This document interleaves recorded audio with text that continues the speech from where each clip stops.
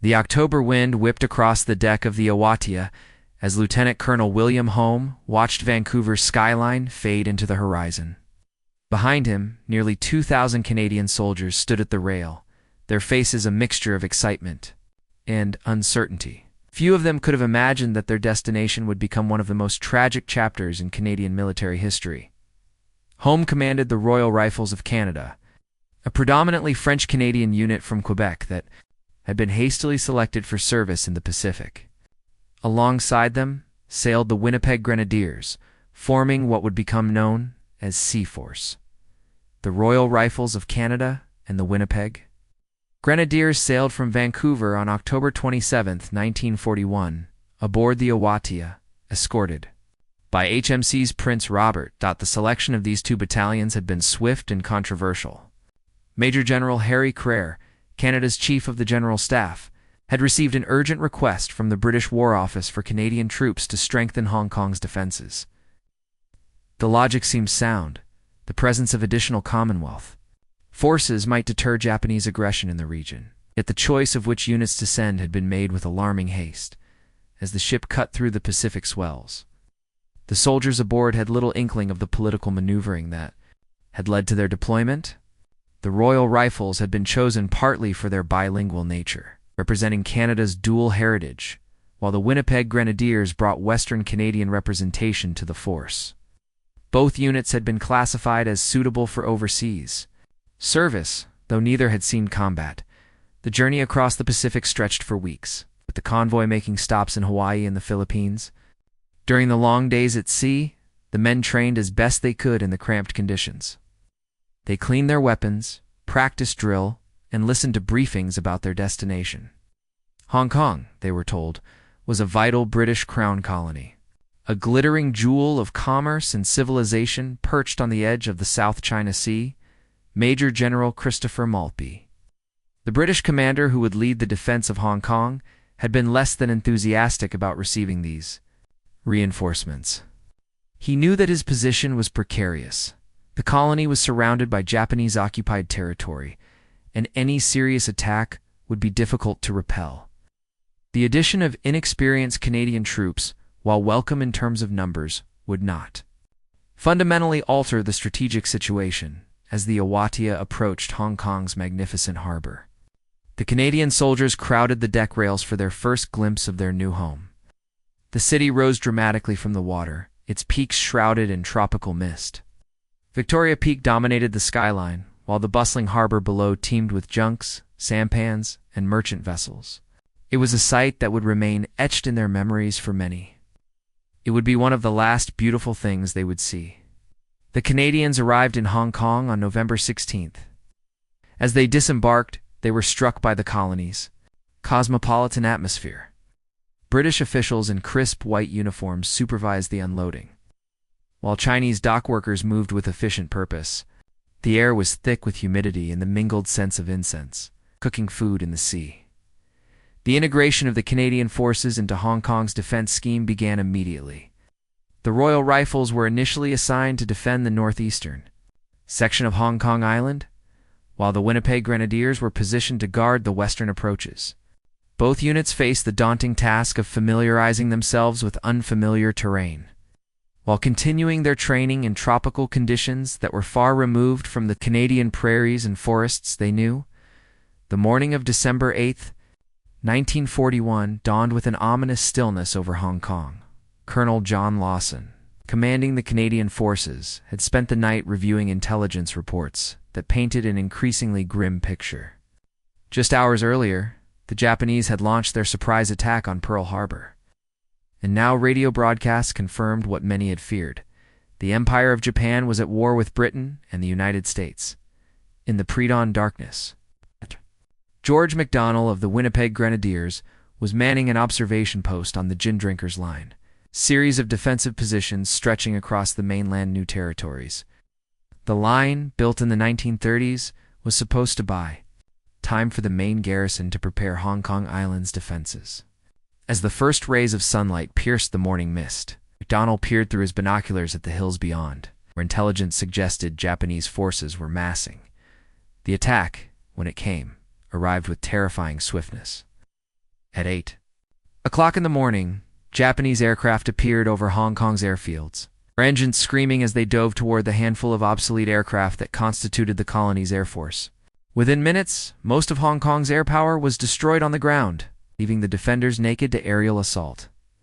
Major General Maltby had always known that the gin drinkers' line was more of a delaying position than a true fortress. The Japanese 38th Army, commanded by Lieutenant General Sakaya Takashi, had been planning this assault for months. Their forces included the veteran 23rd Army, battle-hardened troops fresh from campaigns in China, who understood both the terrain and the art of rapid, aggressive warfare. As reports flooded into Maltby's headquarters, the scope of the Japanese assault became clear. This was no probing attack or limited engagement. It was a full-scale invasion designed to crush Hong Kong's defenses with overwhelming force. The Japanese had committed over 50,000 troops to the operation, supported by artillery, aircraft, and naval vessels. Against this force, Maltby could field fewer than 14,000 men, including the recently arrived Canadians. The Winnipeg Grenadiers found themselves in the thick of the action almost immediately. Company Sergeant Major John Robert Osborne, a veteran of the Great War, rallied his men as Japanese artillery began falling around their positions. The sound was unlike anything the young Canadian soldiers had experienced, a constant thunder that seemed to shake the very foundations of the earth.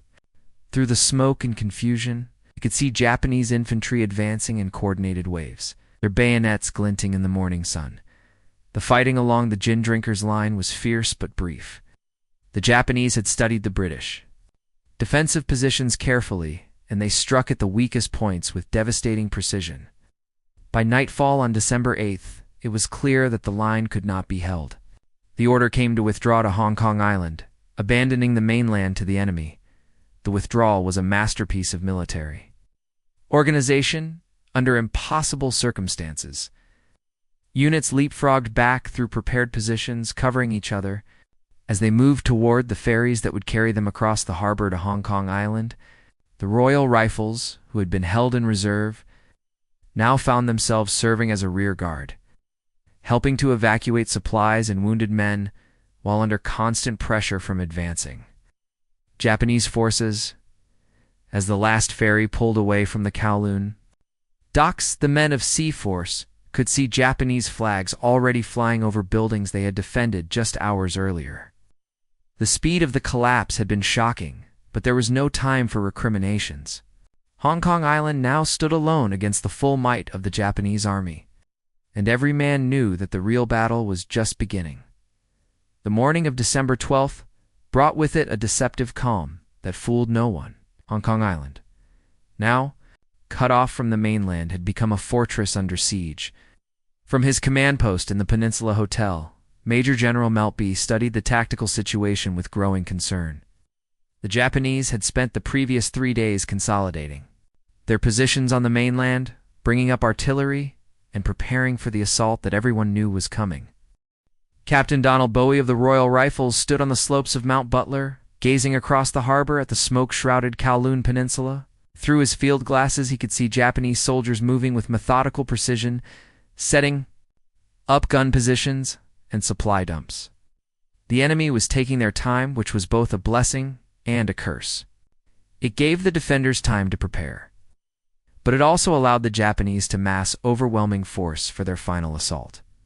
The civilian population of Hong Kong had been caught in an impossible situation. Many had fled to the island when the fighting began, swelling the population to over 1 million souls crowded into a space never meant to hold so many.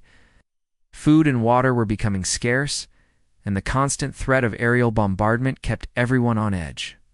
In the hospitals, medical staff worked frantically to treat wounded soldiers while preparing for the civilian casualties that would inevitably follow. As referenced in detailed accounts from Veterans Affairs Canada, the Canadian forces had been divided into 2 main defensive sectors. The Royal Rifles held the northeastern section of the island, including the vital approaches to the harbor, while the Winnipeg Grenadiers were responsible for the western sectors. Both units had spent the brief respite improving their positions, digging trenches and setting up machine gun nests among the rocky outcroppings that dotted the island's steep terrain. The Japanese, Bombardment began at dawn on December 15th. The sound was apocalyptic. Hundreds of artillery pieces firing in unison, their shells whistling across the narrow strait to explode among the defensive positions. The Canadians pressed into makeshift shelters carved from the island's granite.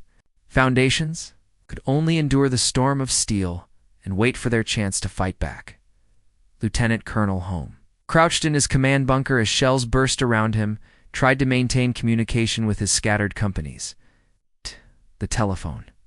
Lines were being cut faster than they could be repaired, and radio communication was spotty at best. Through the chaos, he could hear the steady crack of rifle fire as his men engaged. Japanese infiltrators who had managed to swim across the harbor under cover of darkness. The Japanese assault, when it finally came, was a textbook example of amphibious warfare.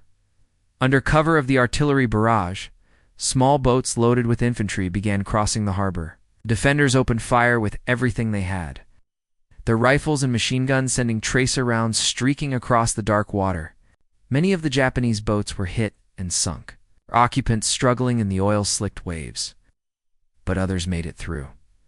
Private William Allister of the Winnipeg Grenadiers found himself face-to-face with the enemy for the first time, as Japanese soldiers scaled the rocky shoreline below his position. The training exercises back in Canada had never prepared him for the reality of combat, the smell of cordite and blood, the screams of wounded men, the terrible intimacy of trying to kill another human being at close range. He fired his rifle, again and again, working the bolt with mechanical precision, while his mind struggled to process what was happening around him. By the morning of December 16th, it was clear that the Japanese had established several beachheads on Hong Kong Island. The defenders, vastly outnumbered and running low on ammunition, were forced to fall back to secondary positions. The battle for Hong Kong had entered its final phase, and both sides knew that the outcome was no longer in doubt. The only question was how long the defenders could hold out, and at what cost. The early hours of December 19th brought with them a desperate fury that would define the final days of Hong Kong's defense. In the pre-dawn darkness, Company Sergeant Major John Robert Osborne led his section of Winnipeg Grenadiers through the treacherous terrain near Wangnei Chong Gap, a critical passage that controlled access to the island's southern sectors. Gap had changed hands multiple times over the past 3 days, and now it was the Canadians' turn to try to retake it. Osborne, a 42-year-old veteran of the Great War, had seen action in France and understood the brutal mathematics of warfare. He knew that his small force of exhausted men faced overwhelming odds. But he also knew that holding the gap was essential to preventing the Japanese from cutting the island's defenses in half. As his men moved forward through the darkness, their boots crunching on broken glass and debris, Osborne checked his watch. 0 hour was approaching. The Japanese defenders had turned the gap into a killing ground. Machine gun nests covered every approach, and mortar teams were pre-registered on likely assault routes. When the Canadians attacked, they walked into a wall of fire that cut down the first wave almost instantly. Osborne himself was wounded in the initial assault, but he refused to be evacuated, instead rallying his remaining men for another attempt. Company Sergeant Major J.R. Osborne of a company, the Winnipeg Grenadiers, Jamaica Co., 1940 to 1941. Killed in action at Hong Kong on December 19, 1941, CSM Osborne was posthumously awarded the Victoria Cross. The citation would later record that when a Japanese grenade landed among his men, Osborne threw himself on it, absorbing the blast with his own body to save his comrades. His sacrifice allowed the survivors to continue their advance, though the gap remained in enemy hands. Meanwhile, on the eastern slopes of Mount Butler, Lieutenant Colonel Holmes' Royal Rifles were fighting their own desperate battle. The Japanese had concentrated their assaults on this sector, recognizing that its capture would give them control of the island's main water reservoirs. Private Robert Clayton, just 19 years old and fresh from a farm in Saskatchewan, found himself in command of his section after his sergeant was killed by a sniper. The fighting on Mount Butler was particularly vicious because of the terrain.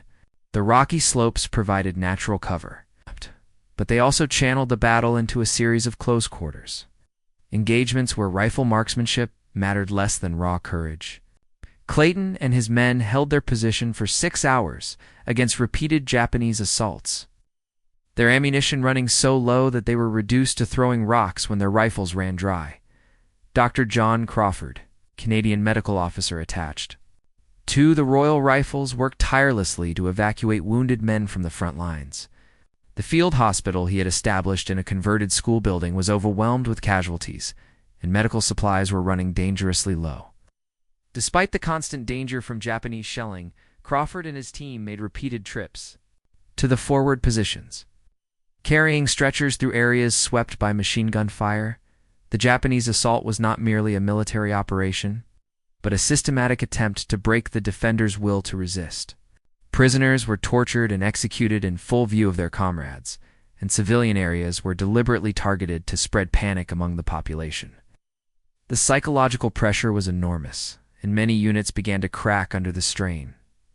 Captain George Billings of the Winnipeg Grenadiers organized a counterattack against Japanese positions near Stanley Village, knowing that it was likely a suicide mission. His men, reduced to half their original strength, followed him into the attack with grim determination. They managed to recapture a strategic hilltop, but the cost was terrible. Billings himself was mortally wounded, and only a handful of his men survived the assault. As night fell on December 19th, the Canadian defenders could see Japanese campfires dotting the hills around them. The enemy was methodically tightening the noose, and everyone knew that the end was near. Messages of encouragement from London and Ottawa seemed hollow in the face of the immediate reality. They were alone, surrounded, and running out of everything except courage. Dawn on December 23rd brought no relief to the beleaguered defenders of Hong Kong Island. The Japanese had spent the night consolidating their positions, and now they controlled most of the Seventh Island's key terrain features. Major General Maltby, his uniform torn and his face blackened with smoke, emerged from his command bunker to survey the devastation around him. The city, that had once been called the Pearl of the Orient, was now a smoking ruin. The water supply had been cut off 3 days earlier when the Japanese captured the reservoirs, and the defenders were reduced to collecting rainwater in helmets and mess tins. Food was almost gone, and ammunition was critically low. Many of the Canadian soldiers were fighting with captured Japanese weapons. Having exhausted their own supplies in the desperate battles of the previous week, Lieutenant William Mitchell of the Royal Rifles had been given command of the remnants of 3 companies, their original officers having been killed or wounded in the fighting. His battalion now consisted of fewer than 60 men, most of them walking wounded who refused to be evacuated. They held a defensive position on the slopes overlooking Repulse Bay. Knowing that their small force was all that stood between the Japanese and the island's southern beaches, the Japanese commander, Lieutenant General Sakai, had grown impatient with the prolonged resistance. His superiors in Tokyo expected Hong Kong to fall quickly, and the stubborn defense was becoming an embarrassment. He ordered a final, overwhelming assault that would crush the remaining pockets of resistance regardless of the cost. The attack began with the heaviest artillery barrage of the entire battle. Japanese guns, now positioned on the captured heights, poured fire into the remaining defensive positions. The sound was so intense that men could feel the ground shaking beneath their feet, and the concussion from nearby explosions left many temporarily deaf. Through this storm of steel, the defenders could hear the sound of Japanese war songs being sung by the assault troops massing for the final attack. Private Thomas Marsh of the Winnipeg Grenadiers had been fighting continuously for 15 days. Surviving on a few hours of sleep and whatever food he could scavenge from abandoned positions, his rifle was so hot from constant firing that he could barely hold it, and his hands were torn and bleeding from handling the rough granite that formed his makeshift fortifications. When the Japanese infantry finally appeared, advancing in waves across the broken ground, Marsh felt a strange sense of relief. After all the waiting and fear, the final moment had arrived. The last Canadian position to fall was a small hill overlooking Stanley Village, where Captain Robert Gray had gathered. The survivors of his company, Gray, a peacetime teacher from Manitoba, had discovered reserves of courage he never knew he possessed. As Japanese soldiers swarmed up the hill toward his position, he called out encouragement to his men, his voice barely audible over the sounds of battle. The civilian population had suffered terribly during the siege. Hospitals were overwhelmed with casualties, and food distribution had broken down completely. Many civilians had taken shelter in the tunnels beneath the island, emerging only when absolutely necessary. The stories of their suffering would haunt the survivors for years to come. The garrison had held out for 17 days. This day is known in Hong Kong as Black Christmas. The irony was not lost on anyone. Christmas Day, which should have been a time of peace and hope, had become instead a day of surrender and despair. The Canadian forces, along with their British and Indian allies, had fought with a courage that impressed even their enemies. But courage alone could not overcome the mathematical certainty of their situation. As the last shots were fired and the smoke began to clear, the true cost of the battle became apparent. The Canadian forces had suffered devastating casualties, over 500 killed and many more wounded or missing. The survivors, exhausted and traumatized, began the long journey into captivity that would prove to be almost as deadly as the battle itself. The defense of Hong Kong was over. The suffering of its defenders was just beginning. The morning of December 25th, 1941, dawned gray and overcast over Hong Kong Island. Sir Mark Young, the British governor, sat in his heavily damaged office in Government House, staring at the formal surrender documents that had been delivered by Japanese envoys an hour earlier. The terms were harsh but predictable: unconditional surrender. With all military personnel to become prisoners of war, Major General Maltby, his left arm in a sling from shrapnel wounds, stood before the remnants of his command staff. The men, who had once been confident British officers, now looked like scarecrows, their uniforms torn and stained with blood and dirt. The decision to surrender had been inevitable, but that didn't make it any easier to accept. Outside, the sounds of sporadic gunfire indicated that some units were still fighting, unaware that their commander had already decided their fate. The surrender ceremony took place at the Peninsula Hotel, where Lieutenant General Sakai had established his headquarters. The Japanese commander, immaculate in his dress uniform, received the British surrender with cold formality. There was no gloating, no theatrical triumph, just the efficient processing of a military victory that had cost far more than anyone had anticipated.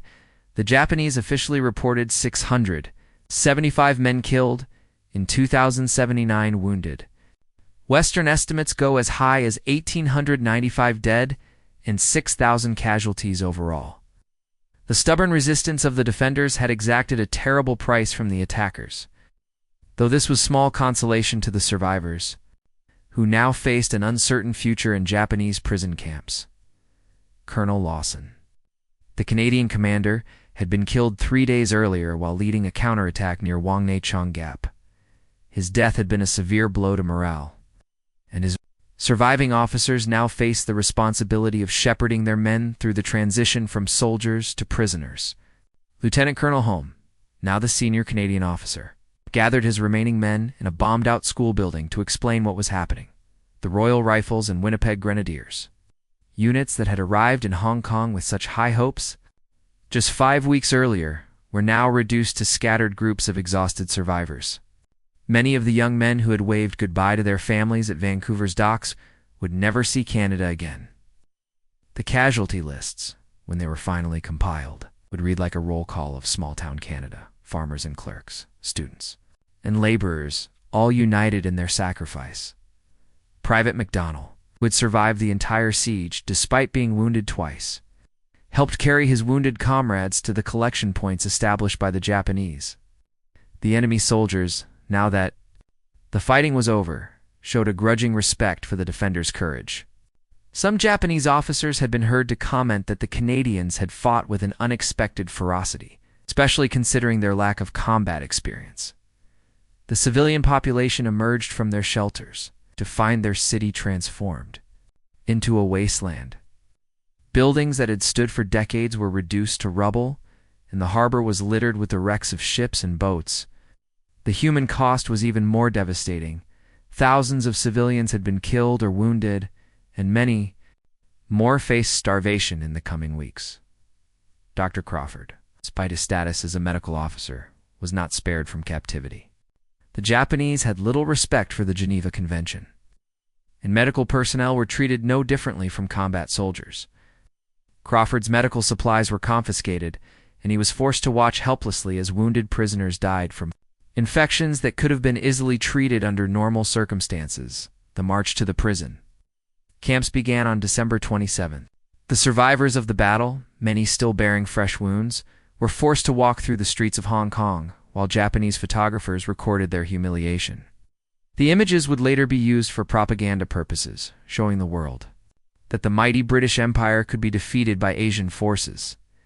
As the prisoners trudged through the ruins of the city they had failed to defend, many reflected on the bitter irony of their situation. They had come to Hong Kong to deter Japanese aggression, but instead they had provided the enemy with a propaganda victory that would resonate throughout Asia. The battle was over, but its consequences would be felt for years to come. The prison camps of Hong Kong became a different kind of battlefield, where the weapons were disease, starvation, and despair rather than bullets and bayonets. The survivors of the Royal Rifles and Winnipeg Grenadiers found themselves crowded into Sham Shui Po, former British Army barracks that had been hastily converted into a prisoner of war camp. The conditions were deplorable, overcrowded, unsanitary, and deliberately designed to break the spirit of the inmates.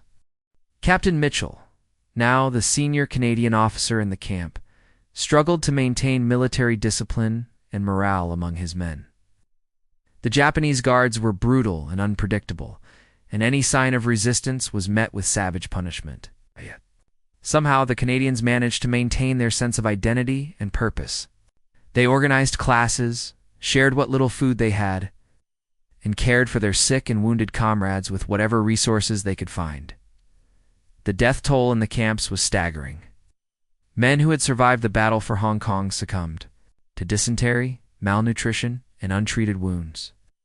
Private Clayton, the young farmer from Saskatchewan who had shown such courage on Mount Butler, died of typhoid fever in the spring of 1942. His last words, according to his bunkmate, were about the wheat fields back home and how he wished he could see them one more time. The Japanese used the prisoners as slave labor, forcing them to work on construction projects and in the dockyards. The work was backbreaking and dangerous, and many men were injured or killed in industrial accidents. Those who were too weak to work were often beaten or denied food, creating a vicious cycle that claimed more lives every day. News of the outside world filtered into the camp through various channels: guards who spoke English, civilian workers who smuggled in newspapers, and the occasional Red Cross package that somehow made it through the Japanese bureaucracy. The prisoners learned of the expanding Pacific War, the American entry into the conflict, and the gradual turn of the tide against Japan. This knowledge sustained them through the darkest days of their captivity. The liberation of Hong Kong came on August 30th, 1945, when British forces returned to reclaim the colony. The prisoners who had survived nearly 4 years of captivity were shadows of their former selves, many weighing less than 90 pounds and suffering from diseases that would plague them for the rest of their lives. Of the nearly 2,000 Canadians who had sailed from Vancouver in 1941, fewer than 1,500 would live to see the end of the war. The homecoming was bittersweet. The survivors were welcomed as heroes, but they carried with them the memories of comrades who had not returned. The families of the dead struggled to understand what had happened to their loved ones, and the Canadian government faced difficult questions about why inadequately trained troops had been sent to defend an obviously indefensible position. In 18 days, the two forces fought in the new territories, Kowloon and Hong Kong Island. The garrison suffered 3,445 casualties, Kia, WIA, and MIA, and the attacking force 2,218. These statistics, however, could not capture the human cost of the battle. The young lives cut short, the families destroyed, and the psychological wounds that would never fully heal. The Battle of Hong Kong became a defining moment in Canadian military history. It's demonstrating both the courage of individual soldiers and the consequences of political decisions made in distant capitals. The Royal Rifles and Winnipeg Grenadiers had been sacrificed in a battle that was essentially unwinnable. Yet they had fought with a tenacity that surprised both their enemies and their allies. In the years that followed, memorials were erected, and ceremonies held to honor the memory of the men who had fought and died in Hong Kong. The Canadian War Museum acquired artifacts from the battle, and historians began the long process of documenting what had happened during those 18 days. In December 1941, the story of Seaforce became a cautionary tale about the dangers of sending inadequately prepared troops into impossible situations. The legacy of Hong Kong extended far beyond the immediate military consequences. The battle marked the beginning of Canada's full participation in the Pacific War, and the lessons learned from the disaster influenced Canadian military planning for the remainder of the conflict. The survivors of the battle, despite their traumatic experiences, went on to serve their country in various capacities, carrying with them the knowledge that they had faced the ultimate test of courage and had not been found wanting today. The Saiwan Bay War Cemetery in Hong Kong serves as a permanent reminder of the price paid by the defenders of the colony. The graves of Canadian soldiers, many of them still teenagers when they died, stand in neat rows overlooking the South China Sea. Their sacrifice was not in vain. It demonstrated to the world that free peoples would fight against tyranny regardless of the odds, and it helped forge the alliance that would eventually defeat the Axis powers. The Battle of Hong Kong remains a tragic chapter in Canadian military history, but it is also a testament to the courage and sacrifice of ordinary men who found themselves in extraordinary circumstances. Their story serves as a reminder that freedom is never free, and that the price of liberty must sometimes be paid in blood by those who are willing to stand against the darkness.